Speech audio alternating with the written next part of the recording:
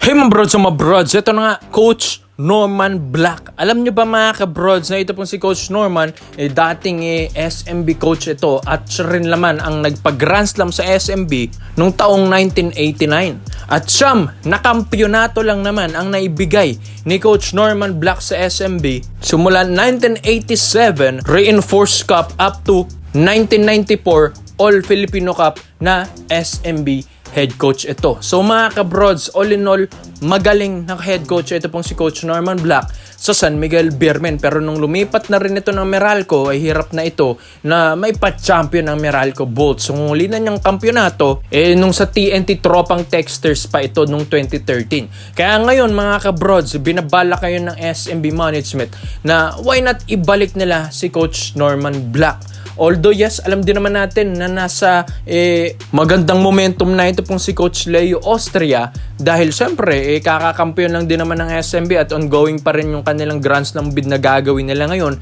Ito po kasing si Coach Norman Black, subok na ito sa Grand Slam Championship mga ka-brods. Kaya gusto ng SMB na why not pahawakan nila ito pong si Coach Norman Black. Sa lakas ba naman ng SMB lineup ngayon, ewan ko na lang kung di pa niya mapa-champion ito. Although yes, alam din naman natin si Coach Norman Black, one of the best coach ito dito sa PBA. And lalong-lalo na rin, ito pong si Coach Leo Austria, pero iba pa rin pag may experience kang Grand Slam. Dahil gusto nga rin kasi at plano rin kasi ng San Miguel squad na ipag-Grand Slam talaga ito pong kupunan at present team na ito. Pero ito, nahihirapan din ito pong si Coach Leo Austria dahil tuwing mag-Grand Slam na sila, talagang natatalo mga ka-brods, nasa sayang yung momentum. Kaya ngayon, gusto nilang maging consistent sa championship, mga ka-brods. Kaya ito pong si Coach Norman Black ang kanilang tatawagin. Pero ito, syempre, alam din naman natin si Coach Norman Black, hawak na at nasa pudar na yan ng MVP groups Kaya ang hirap na kunin yan. Pero kung o-offeran naman ng malaki, mga ka-brods, ay why not?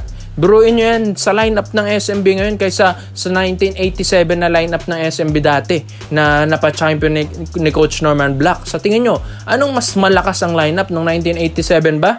O ngayong 2026 lineup ng SMB? Dahil mas malakas nga dihamak ang lineup nga daw ngayon ng SMB squad ngayong 2026 kaysa sa 1987 SMB lineup. Kaya nga mga ka-brods, mas gusto nila at mas kaya ni Coach Norman Black na ngayon ito pong SMB na maipa-champion again and again.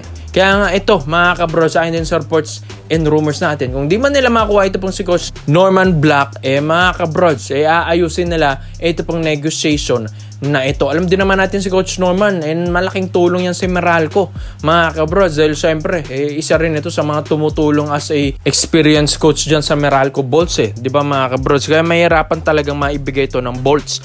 Pero mga ka-brods, ang SMB kasi, kailangan na nila yung Grand Slam bid na gagawin nila.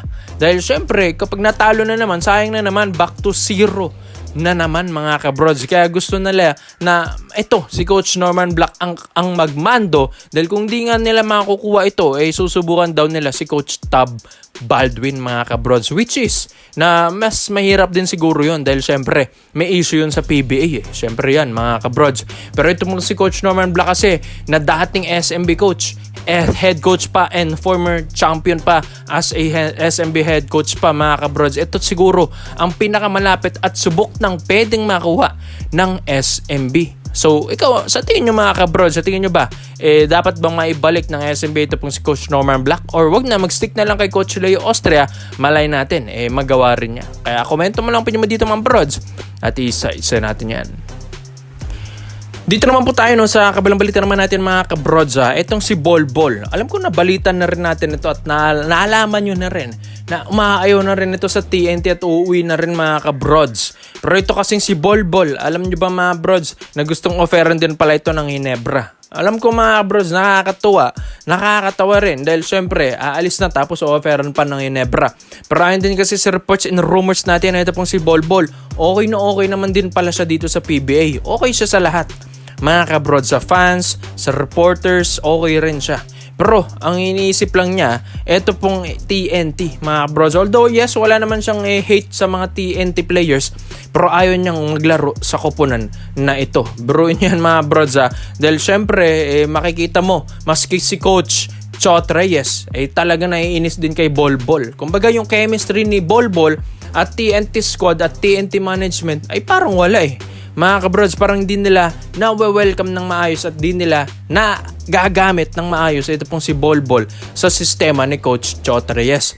Pero nung nakita rin ni Bolbol ito pong mga laruan ng ibang teams dito sa PBA ay okay naman. Mas nagagamit yung iba-ibang imports dito kaysa nga daw kay Bolbol na minsan hindi napapasahan kaya natatalo ang TNT.